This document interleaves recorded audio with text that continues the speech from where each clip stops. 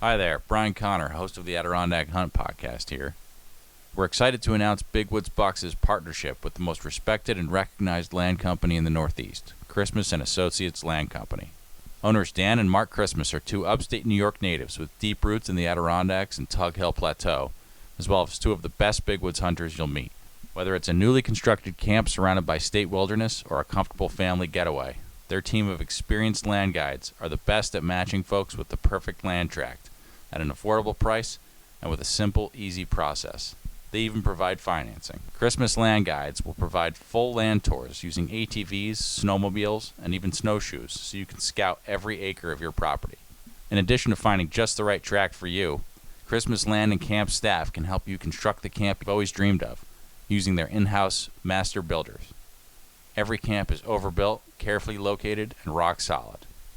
Whether you're a first-time buyer or an experienced landowner, Mark, Dan, and all the land and camp staff will strive to make your search a quality, once-in-a-lifetime experience. For over 30 years, no one in New York State has provided more big buck properties and family hunting camps to hundreds of folks who love the woods than Christmas & Associates Land Company.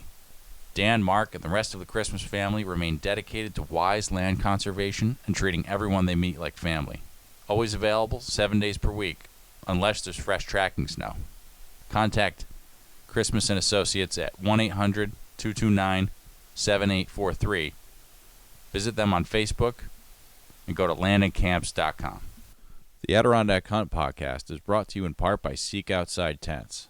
Seek Outside is an American company producing lightweight, versatile tents and titanium stoves. The Big Woods Bucks team and their friends have hunted the Adirondacks with Seek Outside hot tents and found that it's the best way to get back into the wilderness areas and have a remote hunt.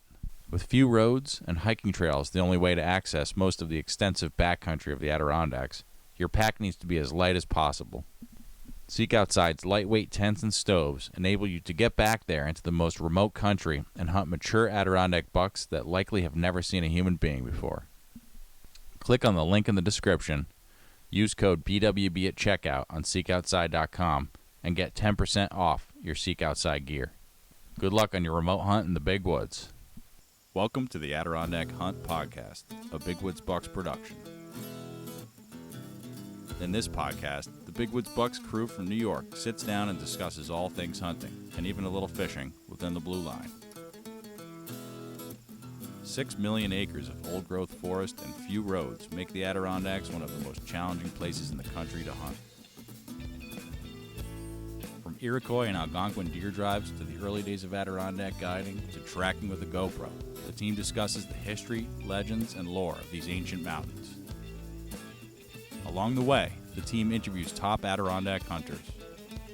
From well-known legends to little-known local legends, homing in on what it takes to be successful in these unforgiving woods.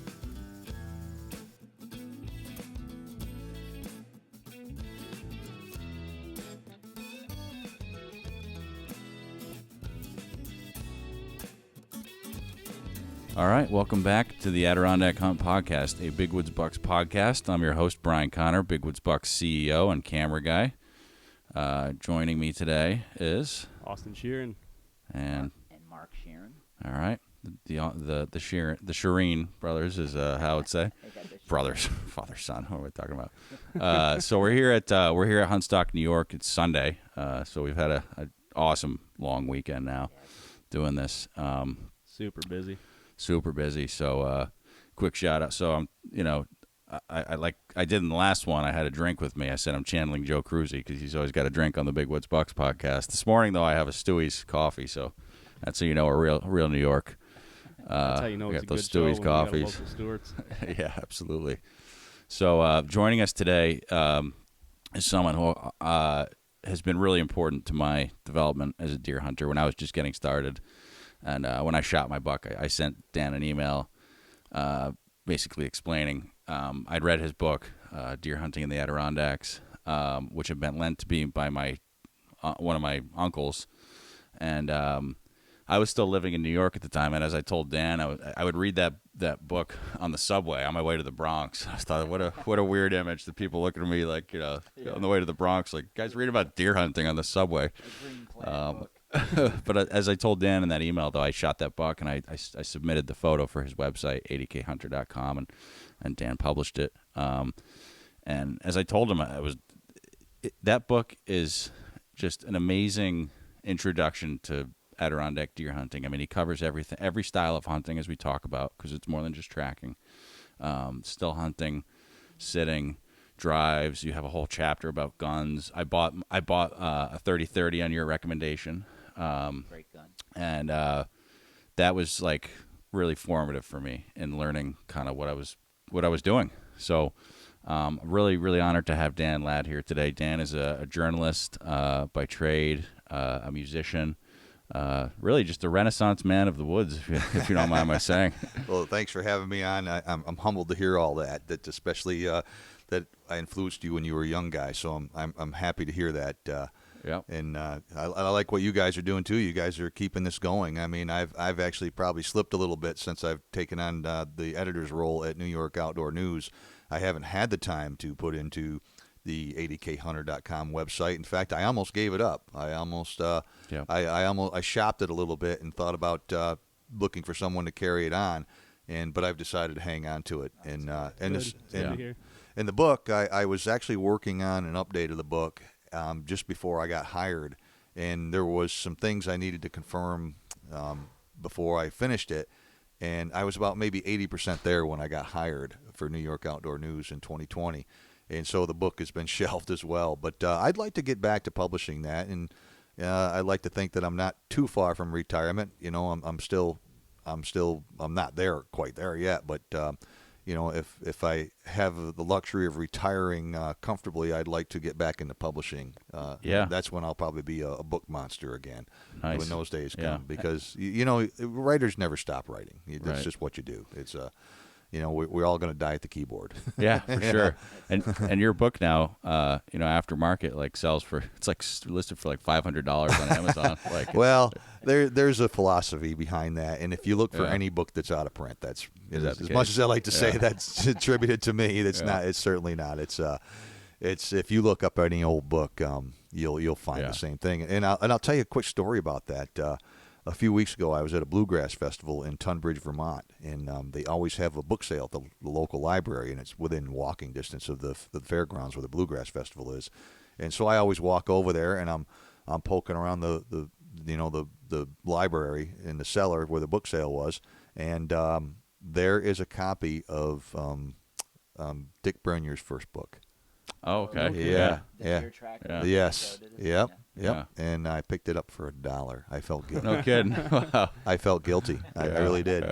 And I had the pleasure of knowing Dick. And if Dick was still with us, God bless him. If he was still with us, he would be here. I'm sure he'd be part of this. And because this was right up his alley.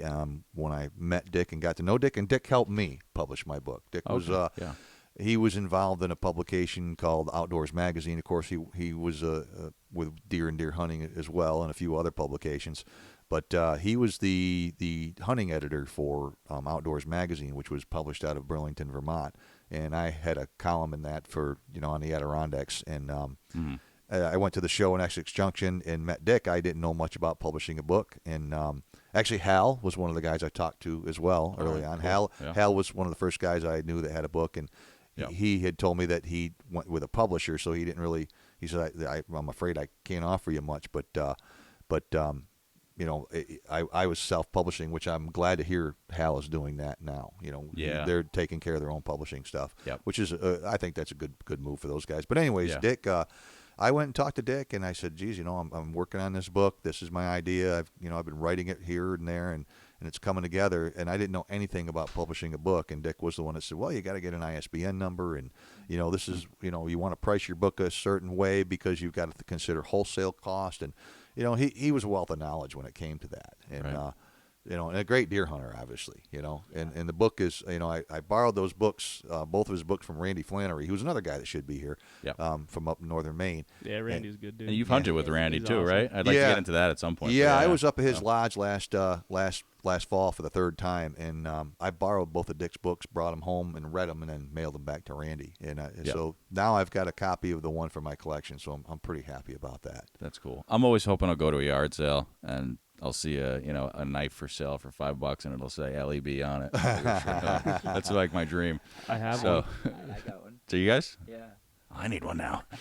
So you have so was Deer Hunting in the Adirondacks your first book? Because you also have Well Seasoned in the Adirondacks. Yeah. So. And the second book, Well Seasoned in the Adirondacks, is just a collection of newspaper stories. I wrote for a publication called The Chronicle in Glens Falls, great little newspaper, and I wrote for that weekly column for 17 years. And it was an outdoors page, and that's really where I cut my teeth on all this. Gotcha. And great editor of that publication, fantastic hometown newspaper. Right. And I missed that. I just couldn't keep that going when I came to Outdoor News. And I missed that local stuff. And the local people are like, boy, I missed the article. And every once in a while, they'll print something that I have in New York Outdoor News. Oh, so you're not regularly writing for New York Outdoor News? No, I anymore? am. Oh, you are? I'm the see. editor of the publication, but I had to give up Okay. my weekly column. Oh, I see. in Because my of the other local, yeah. Gotcha.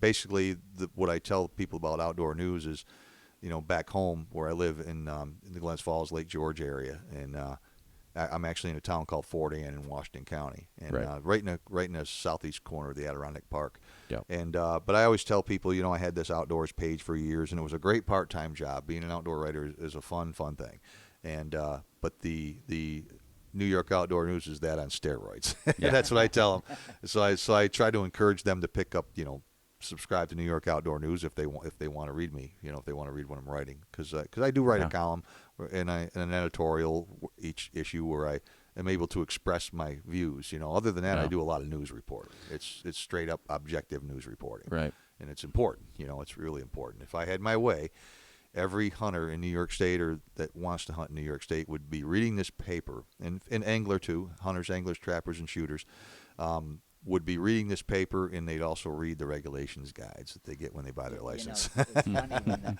the laws changed with guns and the regulations over the last couple of years. The first person I called was this guy emailed. I was like, he's the only one that's going to know, and you responded and gave me the right information, and then I moved on. It's just something you do. But I knew, I was like, Dan Ladd would know what's going on. Right. It's our job to try and find that out, and it's not always easy. And I'll give you a case in point right now. There's two laws that recently passed. One was the back tag bill. You no longer have to wear a back tag in the southern zone in New York State. Oh. The governor just signed that in June.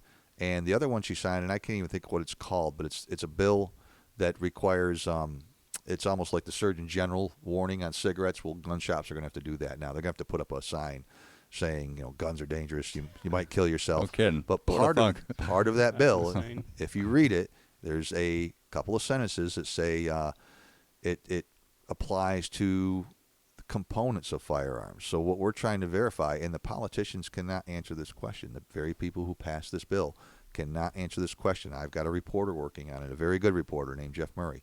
And as of this podcast, he cannot get the answer. We're trying to get it, and I'm sure we will. But it says components of firearms, so we're trying to figure out if that means black powder, muzzleloading projectiles, reloading components. Are they going to be subject to the same background checks in New York that ammunition is? That's the question we have, and we can't get a straight answer on that. I wonder if they're trying to adjust ghost guns with that, which is like the latest craze. Again, like where you assemble and guns I hate with that random term, parts. but yes. Yeah. And so now I'm going to have to go to Vermont to buy my components there too. You're going to do that to me because Right. I'm not buying ammunition in New York. I'm sorry, I'm just not. Yeah. I don't believe in these background checks. I don't believe in what people are going through, and I feel horrible for the FFL dealers and the gun shops. Yeah, they're getting hosed bad. Well, they're trying to drive them out. That's the whole point. Is to, disarm New York. But we wanted to talk about deer hunting, So didn't we? to bring it back a little bit, I'm always looking for the segue. So you're not far from Vermont. So you're in Fort Anne. Did you grow up in Fort Anne? Yeah, I'm a lifelong resident of Washington County. And, Okay. Basically, that's where I've lived other than when I went to school and first got married. I lived in Warren County. Right. Okay. Those of you who listen to the podcast will know that here at Big Woods Bucks in the off season, we're big into brookie fishing. If you're going to be brookie fishing in the Adirondacks, there's only one way to do it right, and that's with a lightweight canoe. Our friends at the Adirondack Canoe Company are making traditional lightweight pack canoes Adirondack Canoe Company's canoes are the finest made canoes in the Adirondacks, the Northeast, or the country for that matter. When I go brookie fishing, I bring the Adirondack Canoe Company's Haystack canoe. The Haystack is based on the John Henry Rushton-designed Wee Lassie, which has proved to be a worthy haul over the last 150 years. Worked into the Adirondack culture of brookie fishing, this canoe is a fantastic fishing platform and light enough to carry wherever you go. So if you're in the market for a lightweight canoe, go to the Adirondack Canoe Company and check out their stuff. We'll see you out on the brookie ponds. Hi everyone, team member Mark Sheeran here. Some of you might not know that my day job is coaching people on how to move past addictions. I've been doing this for more than 34 years now, and I absolutely love providing the most effective method for moving past addiction in the world. It's called the Solution to Addiction Workshop and the Solution to Addiction Coaching. Both of these life-changing programs are presented by me and my team here at the Freedom Model. If you're someone who wants to be free from an addiction, but you don't want to go to daily support meetings, rehabs, or be on replacement medications for the rest of your life, give us a call at 888-424-2626. Or you can go to www.thefreedommodel.org. Your first 30-minute consultation is free. Here's that number again, 888-424-2626. I look forward to helping you. Take care. This podcast is brought to you in part by Minus 33. Minus 33 is a wool and textile manufacturer based in New Hampshire that is producing top-notch merino wool base layers and socks. Layering your clothes when you're hunting the big woods is key. As we've discussed on this podcast, the conditions and distances involved in hunting the Adirondacks mean that you have to take your gear seriously. You can't afford to not have the best gear, and that's particularly true of your base layers. Minus 33 long johns should be an essential part of your gear system to keep you warm while you're out in the Adirondack backcountry. As for socks, I've tried dozens of pairs of wool socks over the years, and Minus 33's Heritage socks are by far the comfiest. If you go on the Minus 33 website, you can read about the care that they've taken to create these socks, and once you put them on, the difference is obvious. They're perfect for long days hoofing it up and down mountains in the Adirondacks. So get prepped for the season now by clicking on the link in the description and getting stocked up on Minus 33 merino base layers and socks. Happy hunting. Are you an active member of the Iron Sight Gang? Well, How does that work? the Iron Sight Gang is just a title. We don't. It's not a club or anything like that. It's just it's another thing that was born out of 80K Hunter. I launched 80khunter.com in 2000. A quick story on that was I was working for a media company. I worked for a media company for almost 30 years before I came to Outdoor News. That was my full-time job, and I started right out of college. Met my wife there, and anyways, I was doing the job I was doing at the time involved learning HTML, basically to support a product that we had. And so I had to learn a little bit about HTML, which was, code for writing websites at the time. And I took a little class on it, and the company paid for it. And so I learned a little bit about that. And by no means am I a programmer. And it's eclipsed that so much, since 24 years ago when we launched the website. But I got this idea that I wanted a website of my own. It's pretty cool building a website. And I was going to do one on music. And a friend of mine actually beat me to it. He had almost the same idea I had. And he beat me to it because I was very active at the time in the music community. I was in a band, and I was playing quite a bit. And I wanted to do something to help local musicians and find gigs and, clubs find musicians, that type of thing, like an online agent, so to speak. And this other guy kind of, and he did more with it than I would have ever done. I mean, he was lights out. Mm-hmm. So my next thing I said, well, how about hunting? Because I was writing articles a little bit. I wasn't a weekly published writer yet, but I was writing for the Chronicle here and there, and the feedback from it was good. So I was paving my way. So 80K Hunter quickly became the business card for my writing, and so basically that's how the website got going. So I've already lost my train of thought. It was where I was going with this. Iron Sight Gang. The Iron Sight Gang, yes. Yeah. And so people kept seeing the pictures of our guys, and they'd see that we all, back then, most of us were hunting with Winchesters. Yeah. And I still hunt primarily with Winchesters, but now we've got guys, Marlins and Henrys and Savages and Brownings, if it's all kinds of lever guns that they branched out on. But back then, it seemed like every picture, I'm talking 2000 to 2008 or 9, it seems like every picture you saw of our group, there we all are with our 30-30s, a couple 375s, maybe a 44, but they were all Winchester Model 94s. Yeah. And with open sights, obviously. And you can't really see them in the pictures, but the majority of them are peep sights. And because you hear us talk about peep sights a lot. Any northeastern deer hunter usually uses a peep. And somebody was telling my cousin who worked in the prison system, you guys got the iron sight. You guys are the iron sighters. All you iron. And we got talking about it while we were deer hunting, and that's how it came to be. So we just kind of said, yeah, we're the iron sight gang, and it's not a club or anything. It's just if you hunt with us, you're a member. If you came, and we're deer drivers. I mean, that's how we grew up hunting.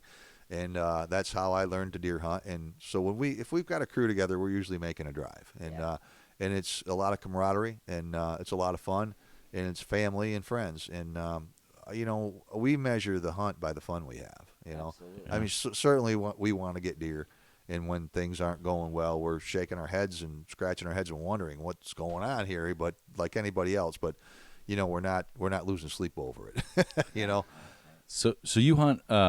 You talk about Hogtown a lot. Hogtown, in your book, which is like, could you explain Hogtown? Sure. Hogtown is actually a real place, and it's kind of, I wouldn't call it a hamlet, but the story behind it is right just about where I live. Was in the old days what they called Hogtown. People used to let their pigs run loose, right? And that's really what it was. So right. you right just to the point, so in the 1814 or something, if you went up there, you'd just see pigs all over the place, and it became Right. Hogtown. But then up in the mountain part of it, on the east shore of Lake George, you'll see the Lake George Wild Forest. It's a public land entity in the Adirondack Forest Reserve, and that's where Hogtown is. And also another name for it is Mount Hope, because they had a community up there. There's a mining community, and there's a lot of public land up there, and Sleeping Beauty Mountain, Buck Mountain.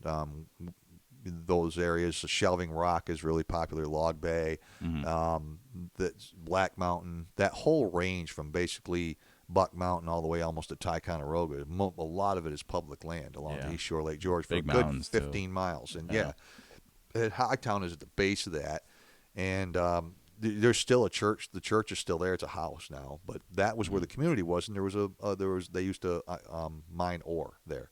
And there's an old iron furnace on the Girl Scout camp property, which is a real conversation piece. They used to let people hike in there. Now it's a private lease. Somebody's got a hunting lease in there. Gotcha. But that's Hogtown. That's the story of Hogtown. And it's kind of funny when people say you hunt Hogtown. Where's Hogtown? Yeah. But it's a real place. It really is. It's I love Sleeping Beauty Mountain. It's beautiful. Yeah. I've hiked that a lot of times. Yeah. I think it's probably our favorite. I think it's my favorite. I think it's probably my favorite that's not a high peak. Yeah, I live on the road that goes into Sleeping Beauty. I live right on that road. I'm giving my address away here. Uh-oh.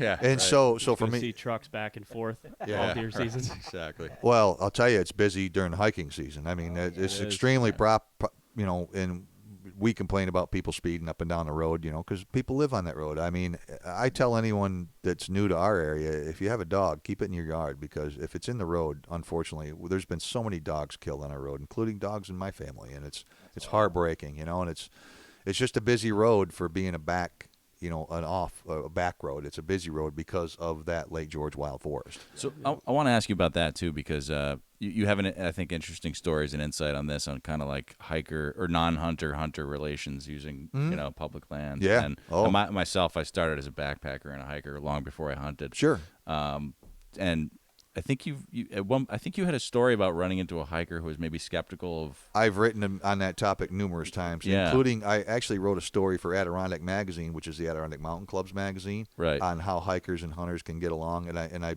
received some great feedback on that story. And we got to share the woods, and I tell that to everybody. I mean, when I was young in the 1970s, you didn't see anyone in the woods during deer season other than another hunter. Right. That's not the way it is today. And, right. And hiking is extremely popular. I wish hikers were more knowledgeable. Us hunters are told to wear orange. I wish I don't know whether I want hikers to have to wear orange, but I wish they would be told not to wear black, white, or brown, or gray. Sure. Yeah. Because so many of them do, those, what is it, those spandex pants or whatever they wear. Yeah. Everybody wears them, especially the gals, and they're black. And I'm like, man, because we hit the trails a lot, we're on state trails and we run into hikers, and for the most part, I get along good with them. But I've had a few interesting run-ins. Yeah. But think about it. You're carrying a gun. Maybe you've been in camp for a few days, and you might not look the most presentable. You might not smell the most presentable, especially if you're using some yeah. Right. And people are like, they might consider you intimidating, and the last thing I will do is take advantage of that. I smile, say hello. Sometimes I lean my gun against a tree away from the trail. If they got a dog, I'm going to pet the dog. Offer them, can I give the dog a piece of jerky or something like that? And that's just me. Everybody's got a different approach. And what I have found is if you talk with anyone, I don't care what type of person they are, if you're nice to them, they're going to be nice to you. And I've actually gotten intel from hikers. Okay. I've had people say, I hike here all the time. Or you ever go over there? You ever hunt over such and such place? I was hiking there. I saw a big buck, And, I mean, people are people, And I want them to have the same open mind that I have. And, we don't deal with a lot of hikers in like the central and west as much. We see them occasionally, but most of where we hike in are like dead end trails where it's not anything in particular. It's funny. Yeah, it's funny. Like, we hunted in the east this year, not far from you. Kinda, and I headed out on the trail, and it's a long ways coming off that mountain, and there was a lot of people, and I was like, not used to this. I felt weird because I'm carrying a gun, and I don't want to upset anybody. Right. Right. But a bunch of people stopped, asked how I was doing, and any luck? You see anything? It was pretty cool. Yeah. They were good. So I'll tell you one. I do some turkey. I'm an avid turkey hunter, and I turkey hunt in Hogtown too, and not as much as some years more than others. It depends on what I'm finding for birds. But, I was up there one year, and I had a spot on private land, and it was pretty close to the road, close enough to hear the traffic anyways. I couldn't see it, but I could hear it. And I'm telling you, it was Memorial Day weekend, and I'm up there, and everything was quiet till about 7:30. And then it was like being on a throughway. I mean, the hikers were it was a nice day, and they were coming in. They were headed for the mountain you talked about, Sleeping Beauty, And another time I remember hunting the private land I hunt in there, and I was changing locations. I had been on the mountain, where what we call our camp. It's a house now, but when I was a kid, it was a camp that my dad used to take care of. And I had been up there turkey hunting, and I left, and I was heading up towards the parking lot where you go to Sleeping Beauty. And I got up there, and there was a young girl, a forest ranger, and she was ticketing people that were parked because that parking lot was full, and then people were parking on the road. And I couldn't believe it. I was like, there's no sense in me even trying to go in the woods. It was maybe 10:30. I got an hour and a half left to hunt. Yeah. I'm obviously not going to get too far in the woods, but I had a couple spots where I like to go and see if there's any birds around. And if I get a bird going, great, On my way home, I counted the vehicles coming in, 46 of them. Still coming while I was driving out. And my wife is that first parking lot, or when you the big one, the Upper Hogtown parking lot. Yep. Yeah, that's the big one where you turn to go down towards Shelving Rock. Yep. Yeah. That's extremely popular with hikers, and because it's another mile and a half to get to Sleeping Beauty, to Dacey Clearing, and some people won't drive that because if they have a vehicle with low clearance, and wisely so. That road can get pretty interesting. It does get pretty nasty sometimes. Yeah, you got to know what you're doing. And it's your typical, backwoods Adirondack road, Right. and that's those are the roads for us hunters. One more point about hiker-hunter relations. So it's funny, you might not realize how much you have in common with the hiker and vice versa. Yeah. So true. And because my mother's a pretty hardcore backpacker. She's constantly going on trips with her backpacking crew. And she was actually out by you guys, and they were going in, and Hunter was coming out. And she said, I could just see he was like nervous that he was about to get, a browbeating about how hunting's bad. And she says, my mom said hi to him and said, oh, did you get anything? He's like, no. And she said, my son just got a 9-pointer. It was October. his expression completely changed. He says, "Whoa, that's great!"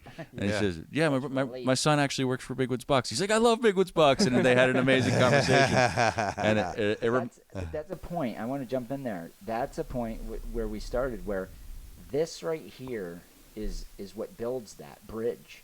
Right? Yeah. We get to communicate. I was thinking about this, when just 20 years ago, you couldn't talk to thousands of people for essentially no money. You know what I mean? Yeah. We're communicating with all kinds of people, and that's what Big Woods Bucks is about educating through entertainment. Yeah. And with ethical guys. Right. And I think, and you had a story that stuck with me too, where you had, in the vein of, and the series of what you've talked about with hiker-hunter relations, where you had, I guess, had an encounter and you had given them hiking tips and explained to them, like, I'm a hiker, like in the off season, and then that changed the tenor too, and they were like, that's what I tell them, I am. I mean, yeah. I've hiked that Sleeping Beauty Mountain more times, and one of my favorite places is the hike I like to do up there is to go around the backside towards Bumps Pond or go into Fishbrook Pond. When I was a kid, Fishbrook Pond was my dad's favorite place. We'd go in there on snowmobiles. I'm a little kid, and we'd ride in there. And then when I got old enough to drive a snowmobile myself, sometimes we used to leave right from our house. They didn't plow the road. Right. There'd be snow on it in the winter, and you could actually ride all the way up in there, a good 5-6 miles, and then you would get to the trailhead, and we would go all the way to Black Mountain. In fact, cool. I was on an Eland. You remember the Elands? Eland. My sister had an Eland. She worked at McDonald's and bought one for $100, and it was her snowmobile. Awesome. And I was like 12 years old, and so I'm with my father and my uncle, and we had gone into Fishbrook, and then we went up to Black, and I got all the way to the top of Black, and where are those guys? They're not coming down, and they couldn't. The snow was too deep, and their sleds couldn't get up. So fortunately, I was lucky enough that I knew how to start the snowmobile, and got it running and went back down to them. Can you still do that? Are there snowmobile trails? There's snowmobile trails there. I don't know if they go to the top of the mountain or not, but those are all groomed trails up through there. Yeah, and they're horse trails too. Oh, that's That's cool. why it's so popular. It's a popular area. I didn't know that. And that's the challenge of hunting that too, because you're trying to get away from the crowds. I mean, sometimes you can hear the hikers, and of course we see them. One more thing about the hiker-hunter thing, and this happened to me actually on a turkey hunt on the Washington County grasslands. That's an area. It's been purchased by the state, and the point is, some of these lands in the Adirondacks, most of the time they're purchased with Environmental Protection Fund money, which is part of a real estate tax, but a lot of times this, like a wildlife management area that's outside the Adirondacks or the Catskills, is often purchased with Pittman Robertson money. That's the money that From sporting licenses. That's right. Yeah. So we're paying for that as sportsmen. There's the old saying, "Hunters pay for conservation," still holds. And so I'm showing up there to turkey hunt. I was on my way back from another place in Washington County, and I said, "Well, I'll swing in there and look around for some birds." I was glassing the fields, and I really wasn't hunting. I was just I had my gun on my shoulder, and it wasn't even loaded, but I was glassing the fields. And this guy's like, "There's hunting allowed here?" And I was like, "Well, yeah." He goes, "Well, why would somebody hunt at a nature preserve?" Because that place is designed to provide habitat for I want to say short-eared owls and hawks and different predator, different raptor birds. And it is a nice spot, and it's expanded. Well, I said, "Well, have you ever looked at how this came to be?" And I said, "We paid for this." I said, the money for this facility came from sportsmen's dollars, and it made sense to him, and he was like, "Well, geez, I didn't know that, and I never looked at it that way." And I said, "Well, yeah, that's a program. I mean, and that's why you can hunt here. They stock pheasants here in the spring or in the fall, and they have a youth hunt here for during the pheasant season, and there's turkeys here. And in fact, I know a kid who got a deer there this past year. Yeah. Well, I shouldn't say I know. It's one of my young cousin. One of his friends got a buck there opening day of Southern Zone this year. That's And, cool. and it's funny because it's good for the environment. I talk a lot about this.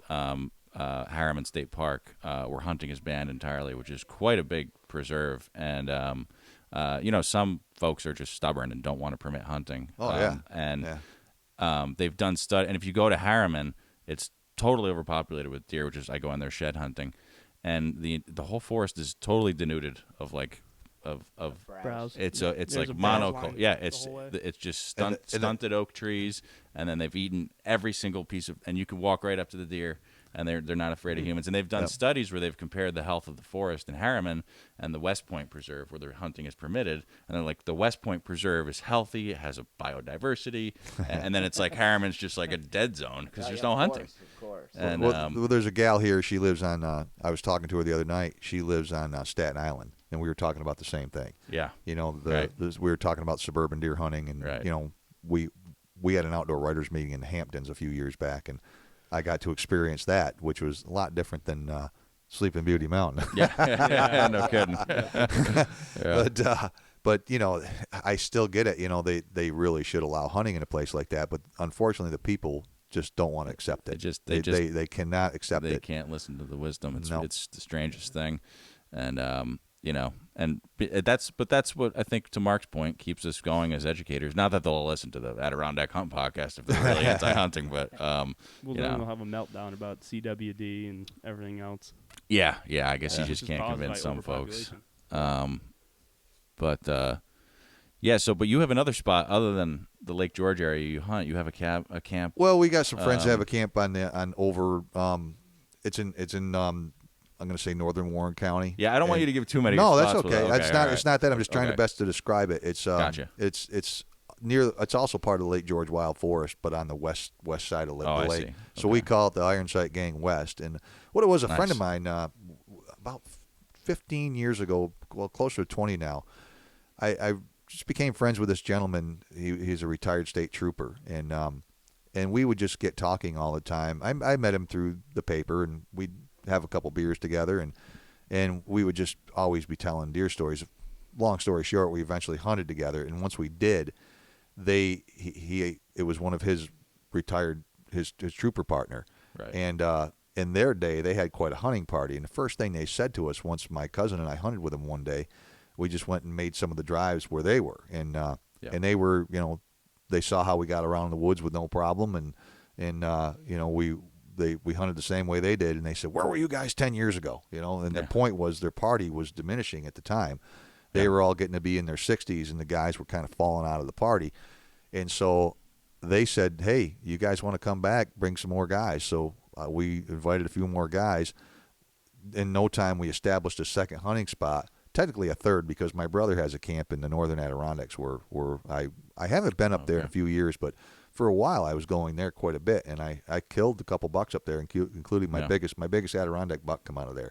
Yeah. And that was a 205-pound 9-pointer. No kidding. Oh, yeah, wow. he was a beast, and pure luck, you know, just one of those things. But It's never just pure luck. you got to be in the woods, right? Serendipity is the term we prefer. And but this spot, you know, this gentleman, his name was Jack Curry, and he had a camp up there that they hadn't used in a while, and our guys got together and basically put our resources together and refurbished it. And sadly, Jack passed away a couple of years ago. He was a great guy, and 80 years old, and but a very young 80, Jim Massett type of guy, you know. Yeah. And just a I can't say enough about him. He was a father figure to me, and I miss him dearly. And but his brothers have the camp now, and his nephew, and we still hunt out of there. And it's just a basic 16 by 16 with a wood stove and an outhouse. One of the brothers just put a stove in it, so they're upgrading a little bit. But it's a pretty rustic camp, and I love it. You know, you there's no cell service there, and the stars are bright at night. You know, there's no sign of population there, and you can hunt right out the back door. And we've done well out the back door, to be honest with you. And what I like about there, you know, Hogtown's great, but we're pretty limited on where we go.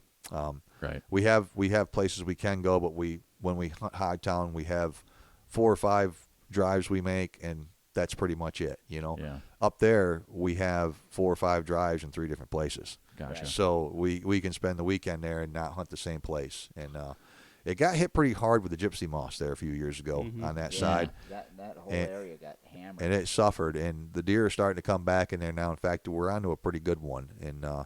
And I've got some cameras out. I'm trying to get a poke at him. I found a shed. Nice. And it's I'm excited. I actually think I let that deer go. It'll be 3 years ago this year. It was the last weekend of the season. I was making a drive, and I walked up on a pretty good buck, And, I'd already filled my tag. I'd gotten a nice 8-pointer earlier, but you can still hunt, you can Yeah. still be part of the drive. And so I was watching this buck for like 5 minutes. He was a good 100 and some odd yards away. And he was going into the drive. He was making his way into the drive, and they wound up missing him. He was a beauty, though. He was a good buck. He was a good buck. My brother was actually one of the guys that shot at him. He said, "Wow," And So now 3 years later. I think it's him. Talk about I think it's him. Lucky you missed in that instance. Yep, yeah. I think it's hopefully him we because kill him. he's in the area, and that's where we're seeing him. And one of the older guys missed him this past year, and this guy's killed a lot of bucks, and he said this is as big as any buck I've ever gotten. Right. Probably Right. bigger, and where there's one like that, there's usually two. yeah, You know what I mean? There's it almost is like the real big ones. There's a pair, in a like a 3 mountain sort of area, So it's people don't realize how many bucks are actually out there. You start to realize when you get a really successful hunting club that goes into an area and they shoot a whole bunch of deer through the years, and you look and it still produces. You know? Yeah. And I mean, you can really pound an area, and it's probably not a good idea. But the point is it's shocking how much they roam and how many deer you've never seen before. All of a sudden, you see this deer, and it's like, wow. Kevin Stone once told me, and he didn't. Wasn't scientific, but based on his own observations hunting our area, I always keep this in mind when I see the meat poles filled at the camps and stuff with big bucks. But he says there's usually 3 big bucks per mountain, like 2,500 foot or over mountain. Usually 3 bucks in that range, I agree and with that. big bucks. And just because you don't see them, right? With the advent of cameras and things like that, and really good hunting. Right. Rick has said that for years. There's 2 good bucks in Maine, but his class of bucks. They're big bucks. So that tells you in Maine you probably have 4 good bucks on one of those big mountains. For sure. One of the things I always tell people, if you, especially, mainly during the rut, if you, like our group, if we get a buck during the rut and that buck's with a doe, we always say, can anybody come back here and hunt tomorrow? Yeah.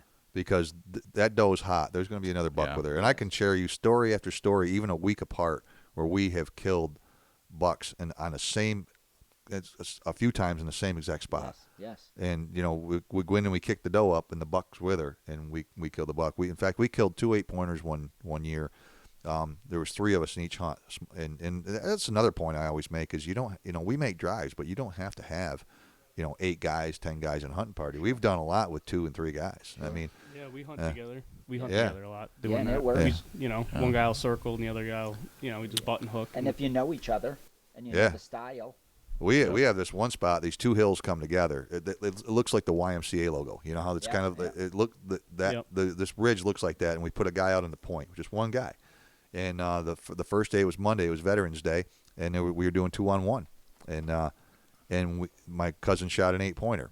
Well, the following Friday was my birthday, and it was myself and my cousin who was driving on Monday, and with another guy, and my other cousin went and sat on that spot, and we kicked up another buck, another 8-pointer, 3 pounds difference in the weight, and they almost looked like identical bucks. Yeah, they were probably twins. And they were chasing that same doe. At least that's my logic. And I shot a nice 10-pointer one year, and I shot that on a Sunday, and the next day they went in and they missed a 5-pointer on the same drive. Well, a 5-pointer. They thought it was a 5-pointer. Said it looked like they got a good look at it, and a kid missed it, one of their younger kids. He said it was a 5-pointer, but it was right in almost the same spot. It come out of the same drive, and so it's not uncommon. Again, just because you kill a buck in an area, you're not spoiling that spot. If you've got a hot doe during the rut, you want to get right there with her. And they're so transient during the rut. You know what I mean? Yeah. You can push a mountainside, and you'll get a buck from 4 miles away that way, 2 miles away that way, and they just pass through, and they're everywhere. Yeah. What is it? What did ricocheting off trees. Ricocheting off trees. That's what Dave will say. Yeah. He'll talk about hunting on snow even during the rut, and he's like, "I'm not tracking. Like, I'm just still hunting. Yeah. I'll track into snow, or into deer, and then just still hunt because they're just ricocheting off trees." So two questions for you, Dan. Sure. I'm curious because you talk about. I mean, you obviously know your spots so well, and I'm curious how much you said you sell cameras anyway. Like, how do you use technology? Because you strike me as an old school guy. You got kind of the iron sights thing. You know, do you use Onyx? I love yeah. Onyx. As a journalist, I experiment with everything. Gotcha. I mean, I have a John Deere tractor at home, so I do a couple food plots. But I do something different every year, and it's just to see what's going on. I bought a crossbow because there's just so much going on about crossbows. If I'm going to write about it, I got to know about it. Yeah. So I got a crossbow. So I've been playing with trail cameras since they were, since you couldn't hardly see the images. But I'm not a trail camera fanatic. I like to I own some property, so I probably run trail cameras more on my property than I do anywhere because I want to know what's going on. I want to know what the bucks are, right. and right before bow season, when bow season opens, I want to know where the deer are on my property. Right. I'll stick one on my. I got one up there where that big boy is. I put that up during turkey season, and I'm going in probably in September and put a couple more in that area. But I think I only own 5 trail cameras. All right. Yeah, and technology, one of the things we do use, and we speak highly of them, is the Garmin Rhinos. And because, again, we're deer drivers, and we started using walkie-talkies about 20 years ago. We'd never used them before, and my uncle was getting up there, and he goes, so-and-so, he had a heart attack in the woods, and he radioed his sons, and they came in. They were on a private lease that they had, and they were there in 5 minutes with a four-wheeler and got him out. That's life-saving. Yeah. Yep. So we got walkie-talkies. Well, we found they were pretty handy, and not so much just while making drives or whatever. And I gotta say that I guess you could call it into question whether we should do that or not. But the real thing for them is, in the old days we used to get done with a drive, and you didn't know if all the drivers were out. Hey, is Joe out down there by the big rock? Or is so and so out to this? Has this watcher? Did anybody pick him up? Well, the radios would save us time in between drives. And I'm not a radio person. I don't want to squawk on that thing all the time. But the Garmin Rhinos, they have a map on them.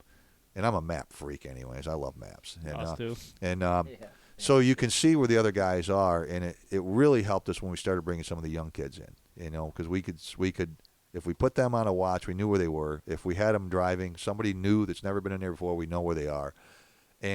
But I started using Onyx, and I was up hunting with Randy last year, and so I got Maine. I put Maine on my Onyx, and I love a lot of features in Onyx. I mean, I love the compass a lot. The compass is, but I still use a real compass. I mean, and that's what I say with the GPS. We get some of the young kids, and they, well, who am I going to go to? And they're looking on the GPS to see, am I going to Joe? Okay, I'm just going to go to Joe. And we're like, well, you don't want to walk a straight line. There's a contour here you got to follow. And so, that's where the map comes in handy. But me, if I take a GPS bearing on something and I know I'm going to go, I don't know, at 280 degrees, I might look at it on the GPS, but then I'm taking out my compass. Yeah. And the compass is what takes me.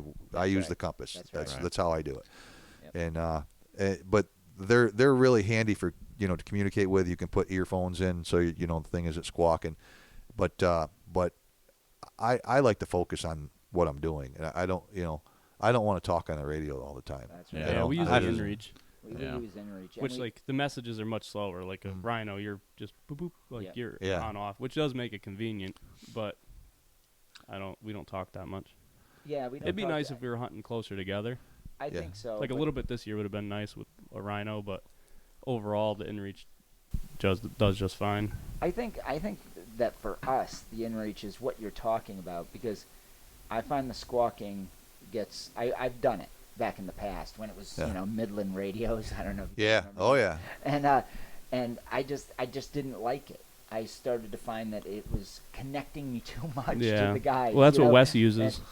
And I kind of like just disappearing, but we're not doing drives. Yeah. Do you know what I mean? We're just kind of, you're going to be on that ridge, I'm going to be over here, and we're hunting together. And really, the only thing we do is check in with each other to make sure we're even. Everybody's safe. Yeah. Smart. And if we got somebody who's newer with us, then we want to know where they are. Yeah, that's a great point. Or if somebody's slower, like this guy Jack that just passed away, he was still hunting with us and making drives and putting watchers out and everything. And he had certain drives he liked to do. But he would go a little slower through the woods. So it's like you got to go at the pace of your slowest guy. Yeah. And so the Rhino could tell you where he was, and then everyone could adjust accordingly. and that was really handy for that. But I'll tell you, if Onyx had the features that the Rhino had, I'd switch to that in a heartbeat. But then again, we don't have cell service in a lot of the areas we're at, so you're using your stored maps. When Dad shoots, I'm usually close enough to just ask him. Yeah. Did you get him? Yeah. So we told the story in the other podcast, but you'll appreciate it. We hunted in completely different places, and I saw a buck coming through, and I didn't have a shot, and then it ran, and I shot, and I missed, and all of a sudden, now we started miles apart. I shoot, and then I hear a voice not 20 yards from me. You get him? Scared the shit out of me. Because you're all keyed up, ready to, Because I just know him, and You get him because it must have been a pass through. we ended up in the same area, and I knew I was getting down in the swamp, and I just know him, and I'm like, there's a chance he might be down in here somewhere, so I just got to be careful. And I was just getting into an area where I felt like it was real deery, and I was getting excited, and then I hear a gun go off about 40 yards from me, I was like, that'll wake you up. But the point that's really weird about this is he was deer calling. He was hitting a bleak call. That buck was going to him, and I saw the buck creeping to him. So it was just totally serendipitous, but pretty neat. It was pretty wild. A pretty cool thing. So I was like, "Do you get him?" So another question for you, Dan, because sure. I don't remember whether this was in Deer Hunting in the Adirondacks or in a subsequent article you read. I've been reading your stuff for years, but you obviously you primarily do drives, but I remember you writing about how you wanted to continue to hone your still hunting technique. Oh yeah. So how often do you find yourself getting out solo and still hunting? Probably or once a tracking? week, but not. I don't get a lot of full days. The weekends I'm usually with the guys, but this year actually.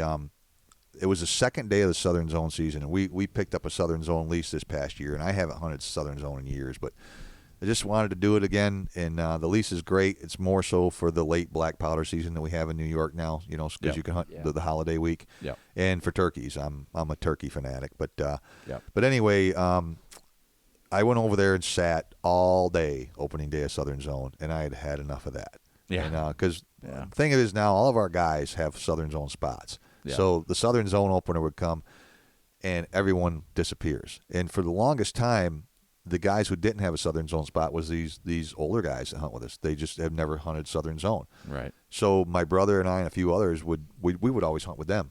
We would just stay in the Adirondacks and hunt. And when Jack passed, that kind of went by the wayside. But and now the lease. So anyways, the second day of the Southern Zone season, we had no crew. Yeah. And some of the guys were going over to the lease. Some of the guys were going to their spots. I said, there's 2 or 3 spots that I haven't been to yet this year that I want to check on.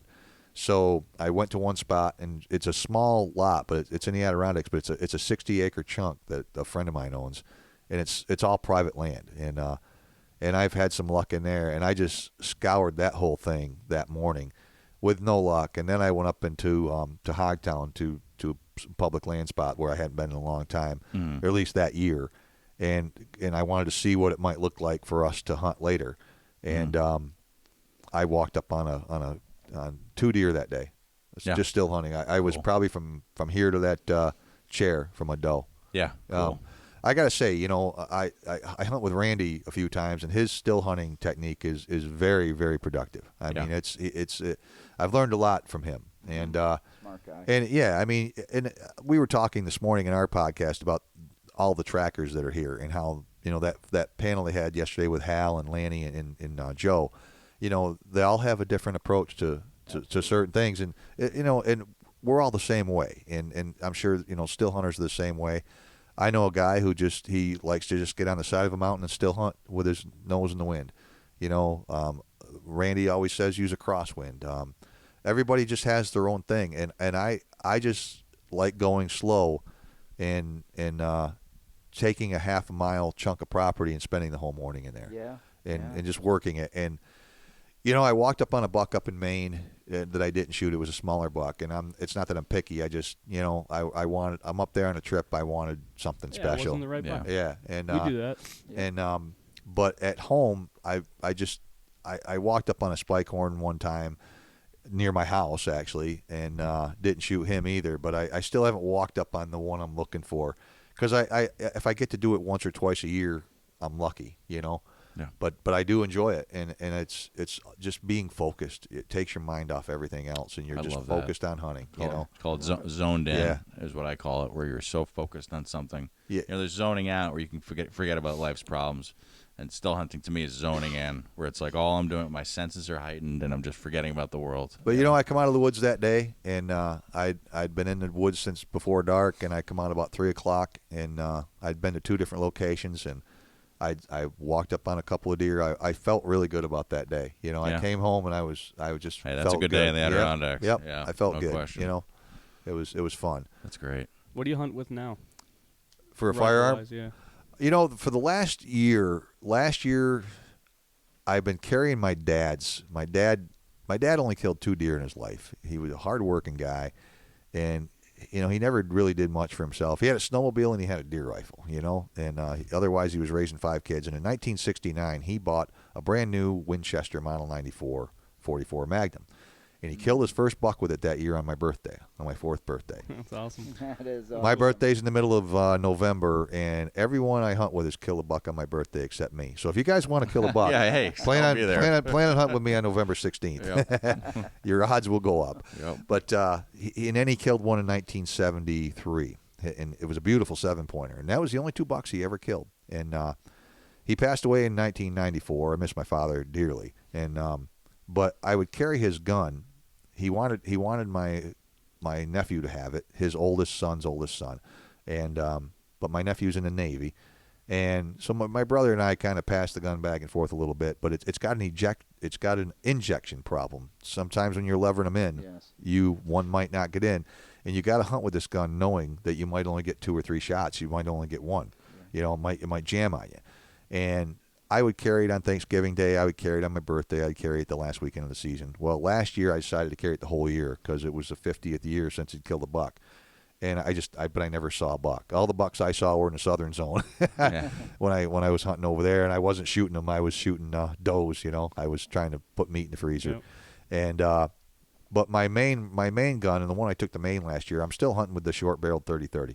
Winchester Model 94 Trapper version. My father got it for me when I graduated from high school, and 30-30 to me is enough. I mean, you know, I love cartridges. I've gotten into reloading, and I love the different ones that are out there. The 7mm PRC or whatever. That cartridge seems to interest me a little bit. Yep. The 350 was the Buckhammer. Is that what that's the new one? 360 Buckhammer. Yeah, that's you know that. We shot ours with last. Yeah, that's all interesting stuff, but you know, I'm not the guy that's going to get the latest greatest thing. My 30-30, I just love carrying it. It weighs nothing. It's a very well balanced gun. I can still see the peep sight pretty good, even though my eyes are aging, and I can put it on a deer in a hurry. You know, it's what I like. And my dad's gun has a peep on it, but it's a 20-inch barrel.